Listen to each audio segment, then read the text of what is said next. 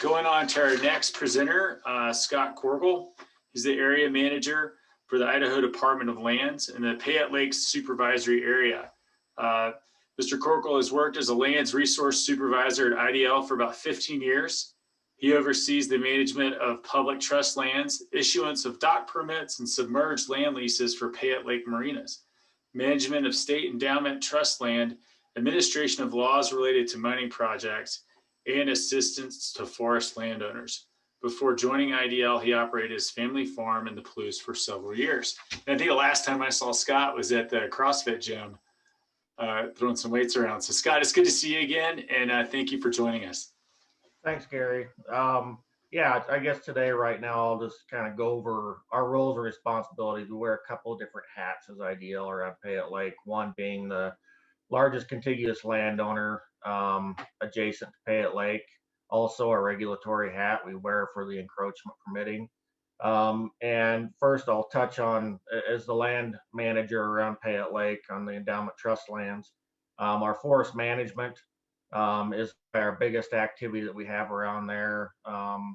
And the Payette Lake management plan that was implemented back in the early 90s, IDL has been following that plan on a voluntary basis because it's not law since that was the inception of that plan. And basically what that entails is our forester does annual inventory on every road, every culvert, and looking for delivery sources to any live water around Payette Lake, and that's done annually. And we also mitigate if there is any issues there. We do culvert replacement. We do mitigation projects, surfacing projects, things like that. Also, everybody's favorite thing is some places do have gates installed for those reasons as well. Basically, when we bring a new forester on here, the first rule of thumb is protect the water. That's the number one thing when you're doing any management activity on any state land, is protect the water first. The Forest Practices Act is our baseline that we use. We always strive to exceed that. Around Payette Lake, obviously, that is has to do with the hazard management as well. So, the wildfire risk, things like that, it all affects the water quality as far as we're concerned. Some of the trends and challenges we're seeing in our entire supervisory area, and Jake touched on a little bit of that too, on our timber management side, is our insects and disease issues that we're having here in the valley. It's really tough to be a tree in Valley County right now. We've had drought, we've had spruce budworm outbreaks, we've had now tussock moth outbreaks, Douglas fir beetle, and around Payette Lake immediately we have had spruce budworm, and we're seeing Douglas fir beetle issues. What that means for water quality and timber management is we take an active management approach to deal with these things. And so our foresters right now are really trying to collaborate to see what the best way to try to get ahead of the insects before we have stands, what we call stands, just falling apart and becoming a huge wildfire risk. So that's a big challenge right now we're looking at and trying to mitigate. Going forward, I think we have a good plan in place. We have a couple timber sales that are going to be dealing specifically with that on both the east and west sides of the lake. The other big trend we're seeing is, just like Jake talked about, the recreation. The lands around Payette Lake are extremely, the growth and the recreation activity has been, it's always been heavily used, but it's really being used now. And the biggest issue we're seeing as far as water quality are unpermitted trail systems. And that has been the biggest source of sediment delivery that we're finding. And how we mitigated that is working with some local groups. Number one coming to mind is the Central Idaho Mountain Bike Association, and hiring a recreation specialist out of Boise named Todd Wernix, who worked for Idaho Parks and Recreation for many years. And his knowledge of trail building, standards to put in, groups like Simba that are doing the trail building and getting those under a permit. So we have a a standard and a single point of contact for some of these things. And they've been phenomenal to work with. And I think, we solved a lot of issues right there just working with groups like that and doing more in the future. We do have portions around Payette Lake that are non-motorized, mostly put together a request of Fish and Game for sportsman purposes. And so those are enforced by Fish and Game conservation officers. And so that's been a successful program. It gives people a place that they can go recreate and hunt, mostly without the interference from motorized. But most of it is open to motorized use. So the unpermitted trail system on motorized. One of our favorite Facebook posts this year was me holding up a carcinite post that had tire marks on it.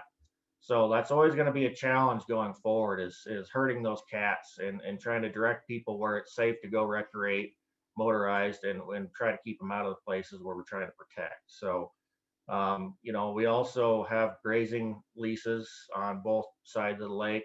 The west side is more of a pass through. Sheep are the only animals that are permitted for grazing around Payette Lake. On the west side, like I said, they kind of pass through. We work in conjunction with the Payette National Forest and their grazing permits. And the lessees generally kind of bounce back and forth between state and federal lands. And we do have mitigation provisions with those grazing leases as far as where they can bed down, where they can put salt. And it's all about keeping them away from the water and creating more sediment delivery there too. So we also have some mining leases, which they're surface rocks being plucked for decorative boulders is the main thing that's being done around Payette Lake. Most of them are outside of the McCall City impact zone, which is the 5,500 acres that everybody's heard about lately in the news, and I'm not going to get into that today. But most of those are outside of those areas up in the north end where where there's a lot of rock. We have more rocks than trees, so we sell the rocks instead of the trees. The other hat that IDL wears, obviously, as Gary alluded to, was we are the jurisdictional agency for encroachment permitting on Payette Lake. So what that entails is if somebody wants a dock in front of their house, they come to us and we do the permit issuance. We do work with other agencies in conjunction with that, and notifications are sent out to Fish and Game and DEQ. Water resources, and generally speaking, it's a pretty cut and dry process for a landowner to get an encroachment. Number one, you have to have littoral rights, which means you either have to be an owner or have some type of lease agreement with that owner, them giving them your littoral rights, to moorage or any other encroachment out in the lake. In my 16 years here now, I started out as a lands and waterways resource supervisor before I became area manager. So I was the lake guy. And, the trend I'm seeing is the riprap shoreline protection projects. We've always had shoreline erosion. It's a lake. It's got decomposed granite on the shorelines. It's a natural occurrence. And so the last probably 5 to 8 years, we've seen many more requests for riprap shoreline protection from private landowners. And I think there's a couple things. Obviously, the trend that we've been seeing from people is wondering how much effect the new wake boats have, which no doubt there's some effect. To what level, I think the future presentation is going to look into that. But I think it's part of it is contractors getting better at doing it, number one, and neighbors seeing the neighbor,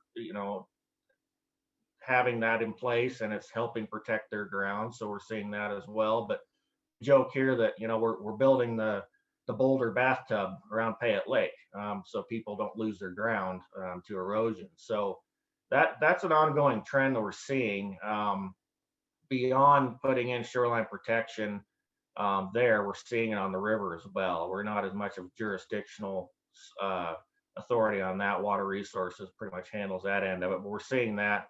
And that goes to the soil type probably more than anything. If you look at the aerial photographs of the North Fork of the Payette River in Valley County, you'll see the river, it was in a much different place than it was even 20 years ago.